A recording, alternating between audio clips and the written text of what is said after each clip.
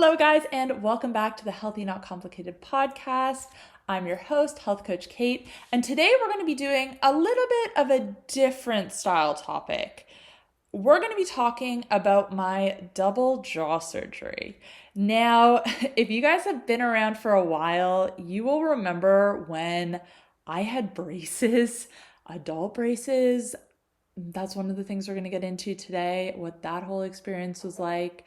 But I was still filming YouTube videos throughout the whole process before and after my jaw surgery.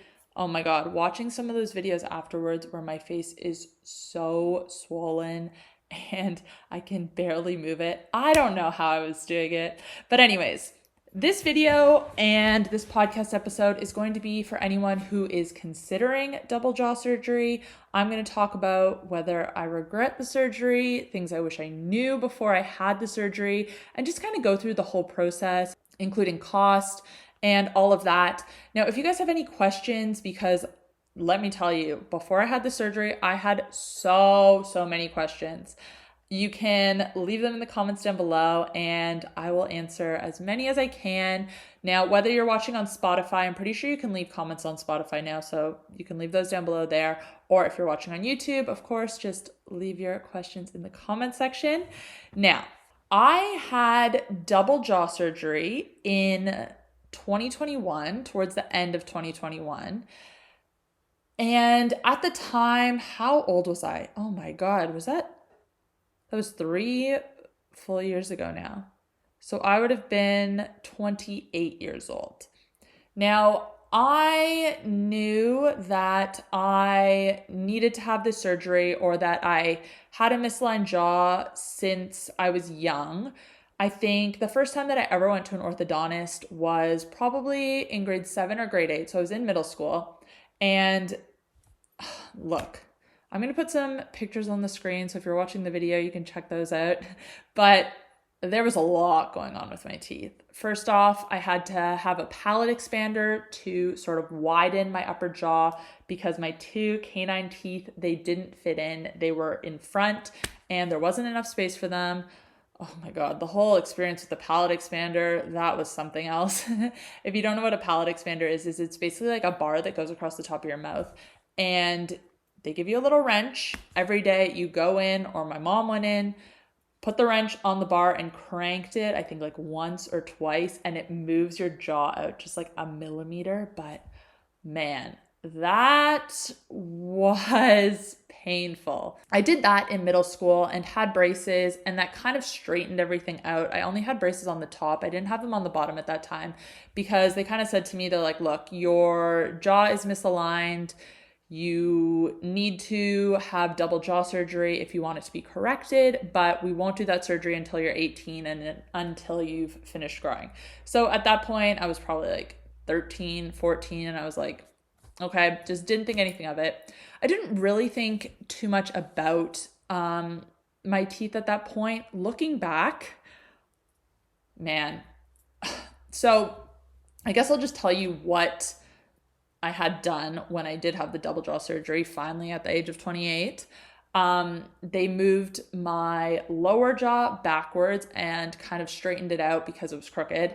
They moved my upper jaw forwards and up. So I used to have a very gummy smile. And honestly, this didn't bother me that much until I was kind of in my 20s. I don't remember it bothering me at all. Like when I was a kid or in high school, maybe it did. Oh my God, honestly, this just feels so long ago. But yeah, looking back at photos now, I'm like, wow. I barely even recognize myself in some of those photos. And you can go back to my videos from 2021 and earlier. I don't know who that is.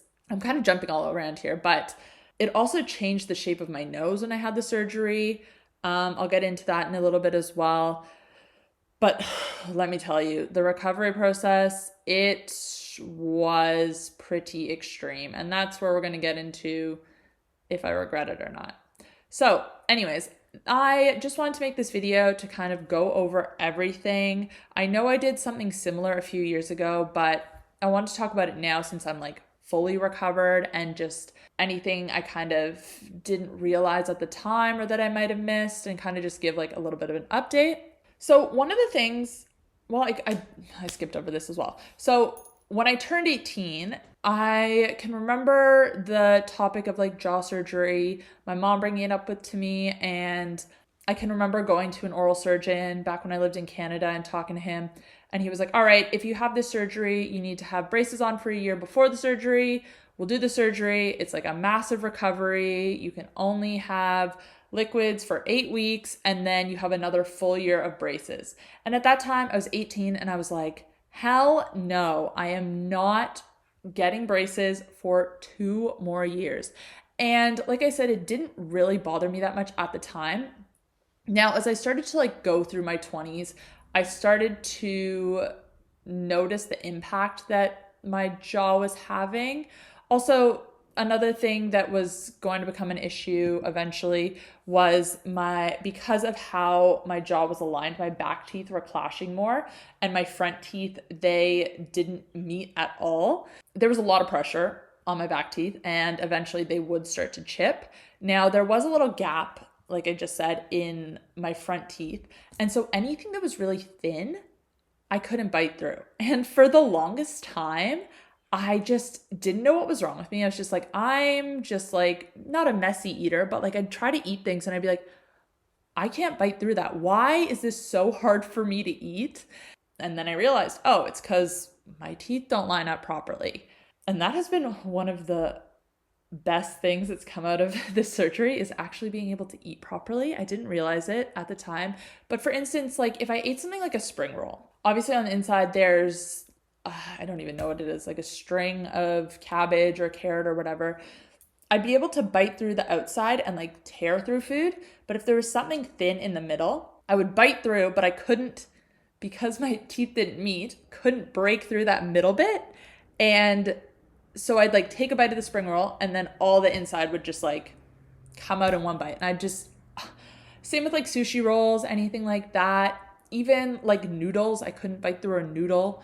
So obviously now I eat like a lower carb diet. I don't eat a lot of like fried food like that, but still it was difficult. So as I went through my 20s, I was kind of had the idea of having this surgery in the back of my mind, and whether or not it was still going to be a possibility. I was kind of tossing up the idea. So eventually, I think it was like towards the start of COVID, or maybe it was even the start of 2021, I think, or maybe the end of 2020. COVID was happening, and I was kind of like, okay, what better time to have adult braces than now? And that's when I sort of bit the bullet, started the process. I had braces on for 6 months leading up to the surgery, which, oh, look, it is what it is. It wasn't as bad as maybe I would have thought it was. Braces are annoying just in and of themselves, and just having them as an adult, yeah, not the most fun, but also not the worst thing ever.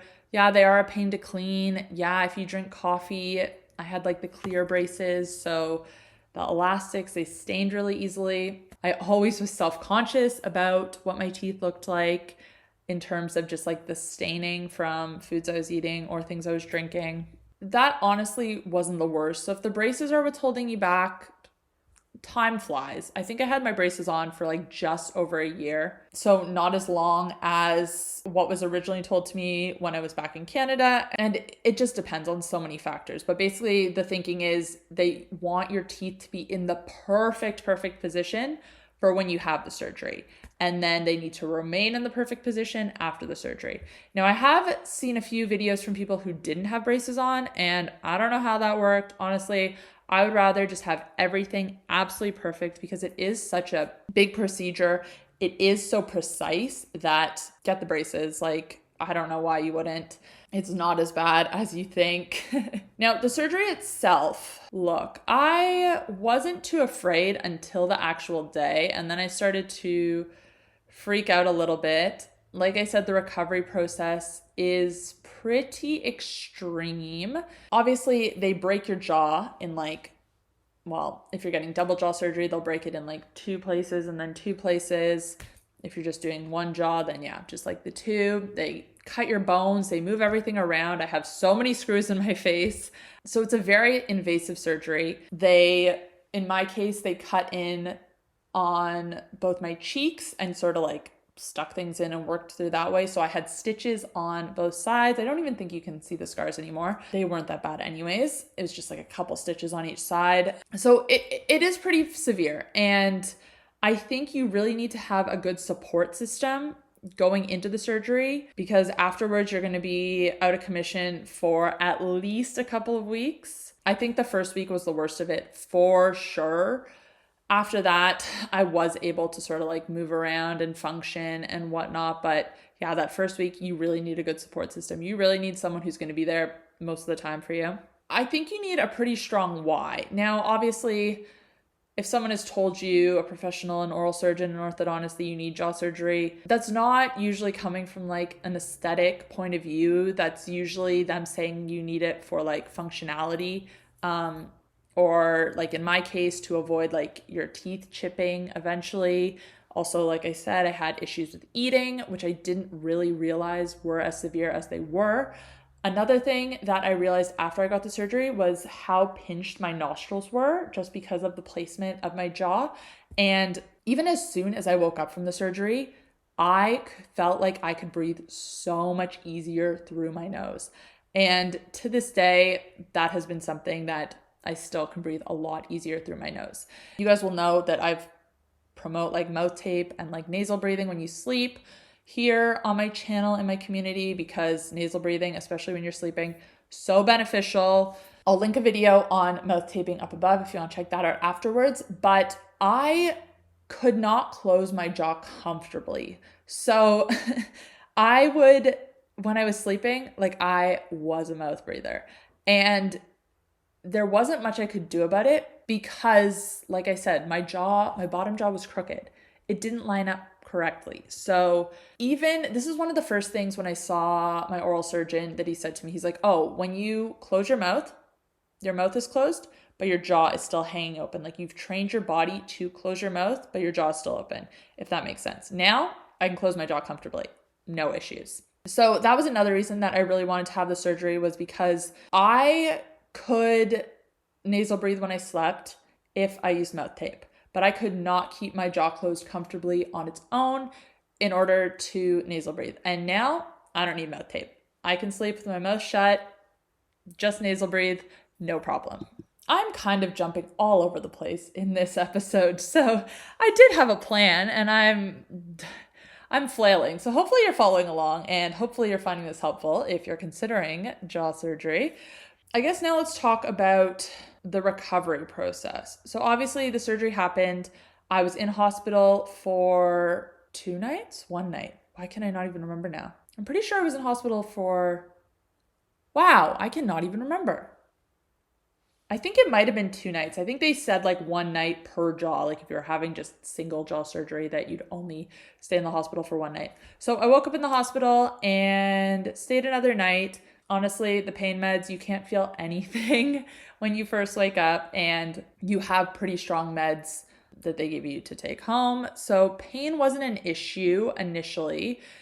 The swelling, severe, so severe. And the numbness. Now, at this point, 3+ years on, I don't have 100% feeling in like my lip here.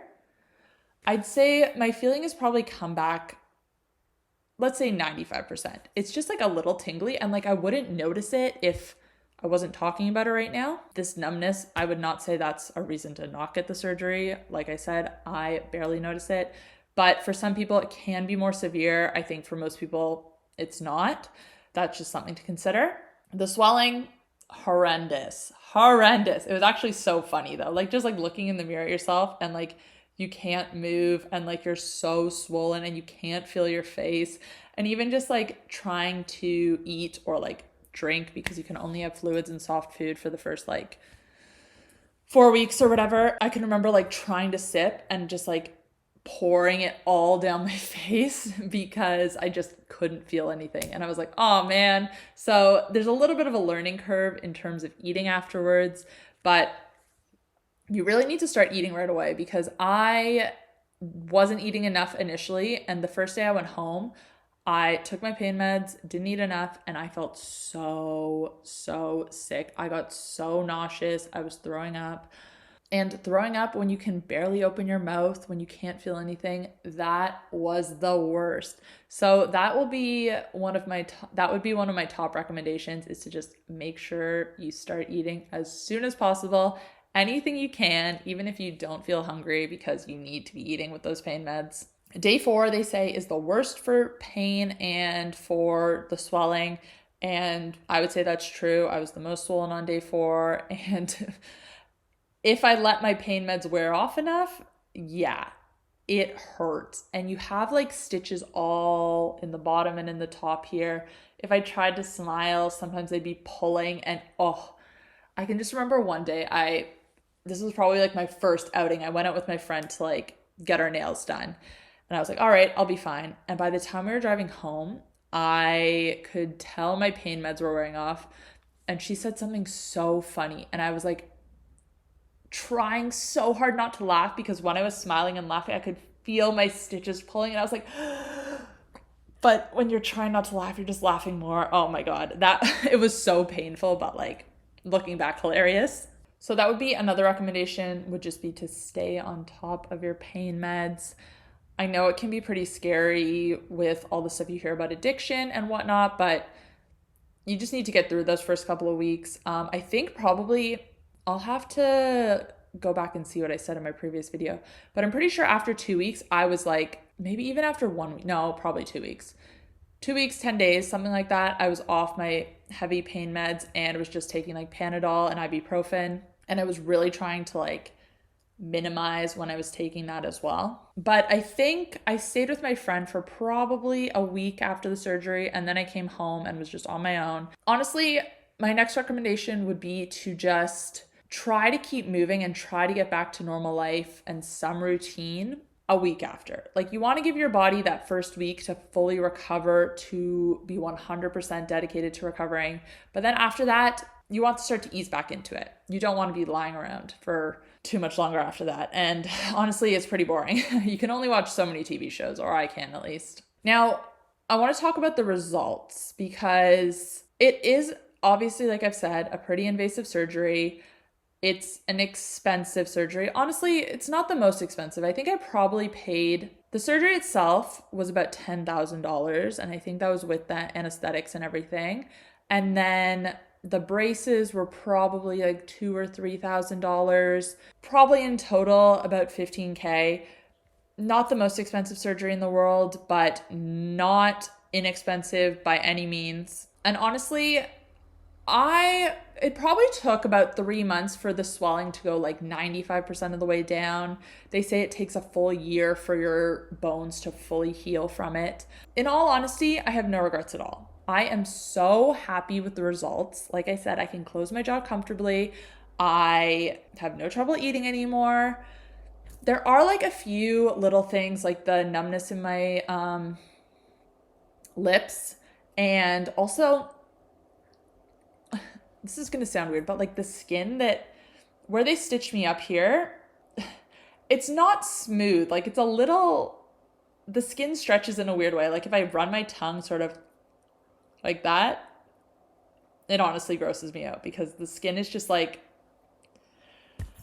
I don't even know how to say it. Like, the skin that's like from the front of my lip to sort of my chin, it's an uneasy feeling. Anyways, and same thing on the top, now that I'm doing that, but you don't do it as much on the top. You don't do it on the bottom. That's just something, I don't know. You kind of, I guess in my head, I kind of just thought everything would be 100% perfect afterwards. And there's just no way that that's going to happen. Like, there's going to be little things like that.